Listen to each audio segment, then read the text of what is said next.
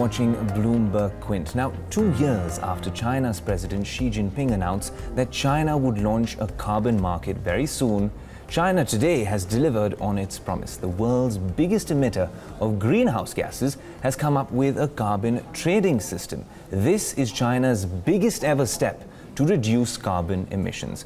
Now, under this system, power plants will have allowances to emit a certain amount of carbon dioxide. Plants that undershoot their targets will be able to sell their allowances to other generators. This is expected to restrict emissions effectively instead of making the companies pay for what they really emit. Now, the overall allocation of allowances in the system across the power sector is also not yet known, nor is the likely price on carbon that should result. Now, just to understand what this announcement means, we're joined by Reid Landberg of Bloomberg News. He's joining us from London. Reid, thanks so much for speaking with us. I want to start by asking you, considering China has announced this carbon market, how exactly will this help in controlling carbon emissions?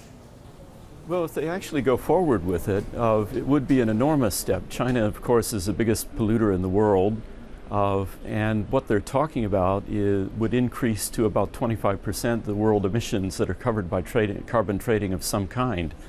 We've got carbon trading systems in Europe, there's a couple in America and elsewhere. This would be a dramatic expansion of that. Right, Reid, but it's interesting because, when we've seen these carbon trading systems in Europe, they haven't necessarily worked. We saw that even Australia scrapped, their version of this in 2014. There were pilot projects running in China as well, and they didn't seem to work that effectively. How exactly will this work? I'm guessing this is not as broad a scope as a lot of, climate change experts would have actually expected or hoped for. It's going to be a much narrower scope with only state-run power corporations initially? Yeah, that's right. And we're actually getting as many questions as answers in today's market announcement. They haven't come forward with a date for when it starts trading. We don't know exactly how the permits are going to be allocated. What we do know is that the system is now going to cover about 1,700 companies in the utility sector. That's a lot different from a year ago. A year ago, they were talking about almost 8,000 companies. So China itself is reining in its ambitions, and it will be interesting to see where they go from here, what the next steps are. Right, John, and I want to understand something from you, Reid. When it comes to a carbon trading scheme, how would this one be more efficient than something more direct, say a carbon tax per se? Well, there's different arguments for different systems. A trading scheme is meant to be a sort of incentive where companies are encouraged to make reductions over time. A trading system, it's thought, provides them the spark to figure out their own way to cut emissions. A tax is just a flat tax on carbon emissions. It's a lot simpler, but it doesn't leave the companies flexibility to make the cuts when they want, to exceed emissions targets when they need to. And when we're talking about this particular carbon trading system, well, China's system will adopt a cap and trade rule. I'm guessing by which the biggest corporate polluters purchase credits from those that don't emit as much. And companies are encouraged to reduce their emissions so they can actually sell their unused allocations.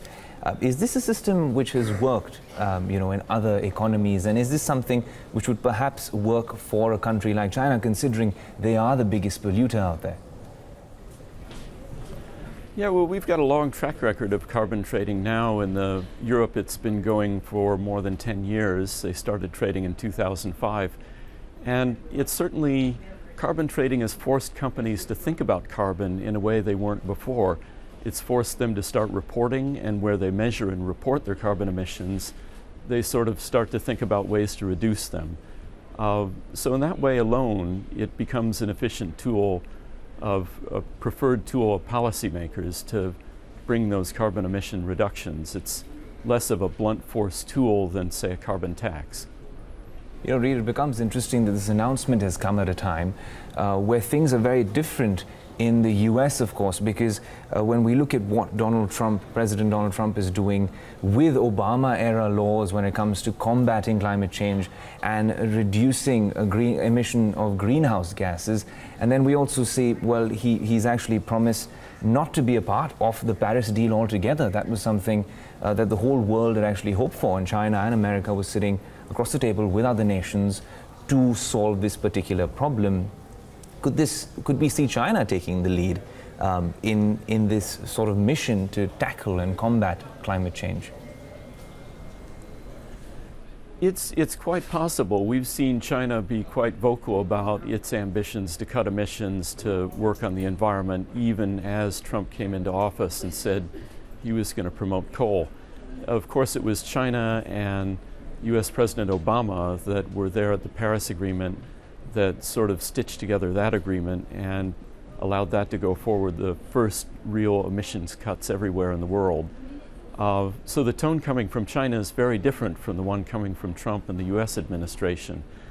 I don't see any, there doesn't seem to be any change in that coming. It seems China is really on board with emissions cuts, really on board with moving forward on cutting pollution of all kinds. You know, the best example of something like this not really working out perhaps would be the European Union.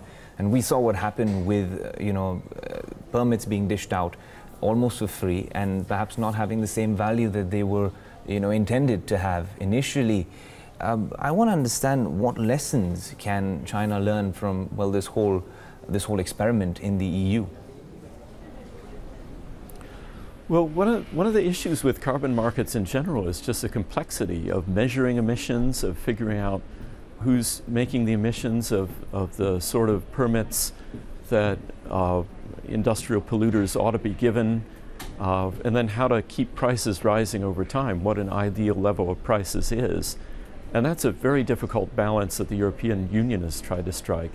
It's still trying to work on a way It's still trying to work on measures that will make its system produce the prices wanted while not strangling industry. So it's a very delicate balance that policymakers have got to come up with, balancing the need for a carbon price that's meaningful, that makes people want to change, against one that is something that industry can live with, that doesn't make industry say we have to shut off the lights tomorrow. Right, it's interesting because whilst this is perhaps a scaled-down version of what we expected 2 years ago when it comes to China's carbon trading plan, from what I understand, with 1,700 companies and about 3 billion metric tons of emissions, this would still be bigger than the European Union system. I'd imagine that considering some of these massive companies actually involved, there would be some sort of criticism from industry and the business community as well. Well, absolutely. It's going to be the biggest carbon trading system in the world, even though China has scaled it back from where they were talking a year ago. We haven't heard a lot of criticism from the business community in China about that, but the system is quite different over there. Of course, you have government and industry work very closely together.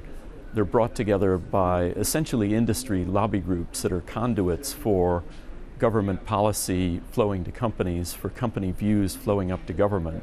So there's a lot of consultation that gets done between policymakers and industry before any policy gets put down. I think it would be surprising to see full-throated opposition from any company in China to what the Chinese government is doing. That would be very unusual for that country.